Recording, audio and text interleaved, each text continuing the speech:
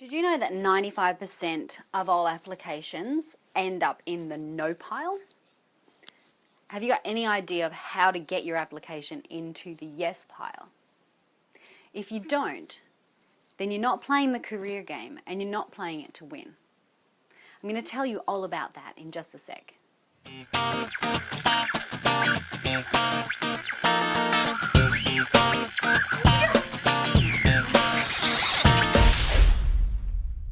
My name is Michelle Holland. I'm known as the Kick-Ass Performance Coach, and I work with people just like you, and I coach them through their careers.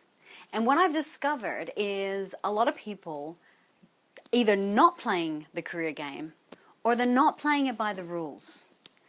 And look, I'm not a by the rules kind of person, and I tried it the other way.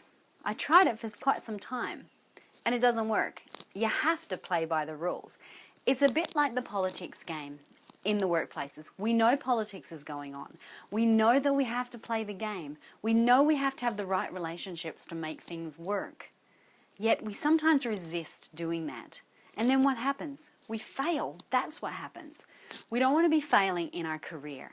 There is a career game and you want to play to win. Now what I've noticed is there's 3 different ways that people play this game. One way is they treat it like it's a lottery.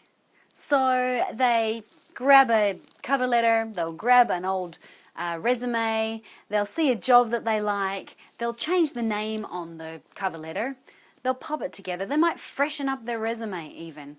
They staple them together or they email them together straight to the person that's hiring, and then they sit back and they wait. And they wait for that barrel to turn.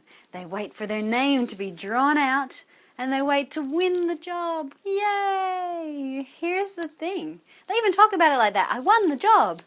Like it's a lottery. It's not a lottery. There are absolute specific skills that you need to be able to get that job and to win the career game. They don't manage their career. It's, if I get the next promotion, I get the next promotion. Lottery. If I get the next project, I get the next project. Lottery. What's going on there? The second way that I've noticed that people tend to manage their careers is almost by arrogance. I've got skills.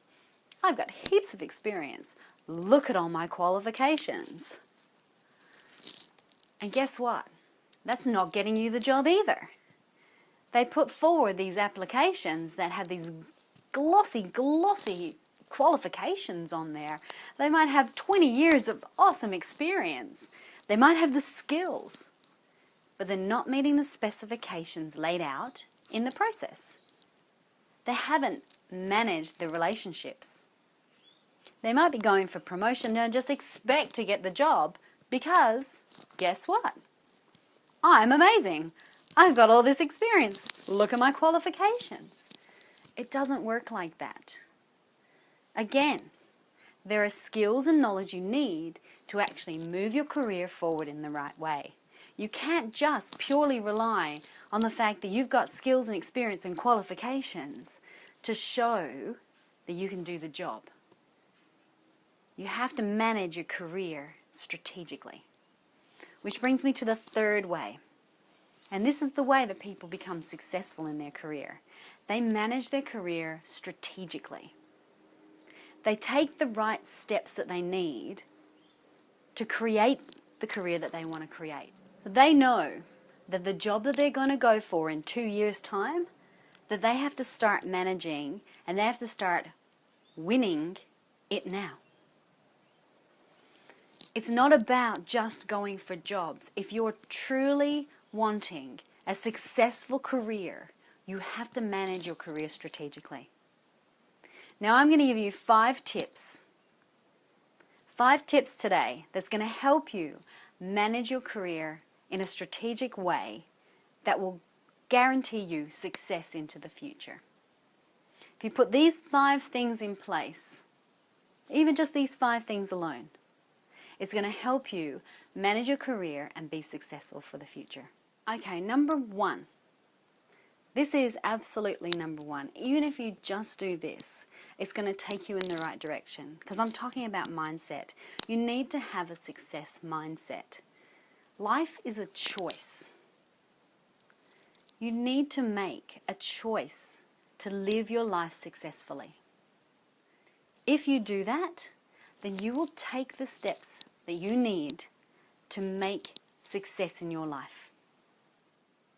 Number two, you need to define what success means for you. There's no point having somebody else's definition of success. No point.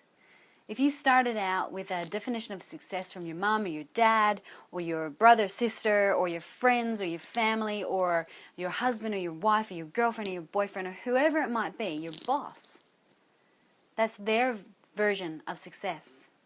You need to have your own definition of success because you're never going to be able to plan towards that. And you're never going to be committed to anyone else's version of success.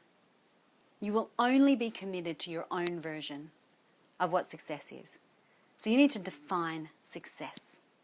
Number three, you need to take care of yourself. I know this is a bit woo-woo and it's going to be all mindfulness and well-being and all the rest of it. But look, this is the reality. It's so true. If you don't take care of yourself, you can't help others. Have a think about it this way.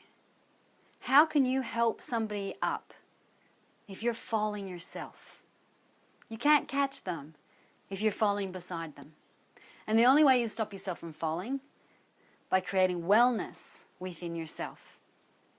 This is all about having a success mindset. This is the stuff that will create a successful career for you. It's less about the application and way more about this stuff. You have to prepare for the job that you're going to go for in the future. You need to start preparing for that right now.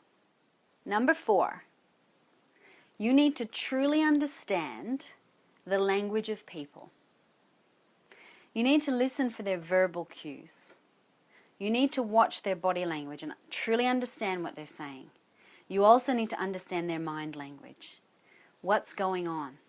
What's going on here and what's going on here might be very different. You watch the body language as well to see if the three match. It's really essential for your success for you to be able to do this. And number five, and this is a really, really important one, particularly when you're on the up track of your career. You need to invest in yourself. Don't expect other people to invest in you.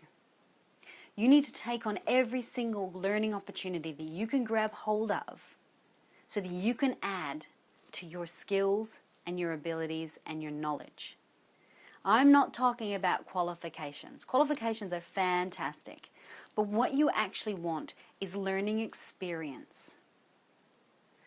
Get those experiences wherever you can. And don't be afraid to ask for help. Honestly, the best thing I ever did for myself in my career was to grab hold of a coach. A coach took me to a place where I had to challenge my success mindset. And I did. And it took me to success. Don't be afraid to ask for help. Invest in yourself and grab hold of every single learning opportunity that you can grab hold of.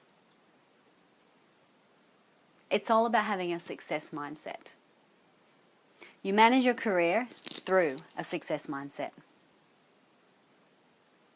Yep, you need a good application. Yep, you need the skills in interview.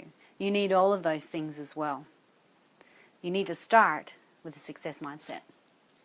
Before you can get the new job, you can manage your career, you can get that promotion, whatever it might be. It starts with success. And success starts with action. It doesn't happen by accident.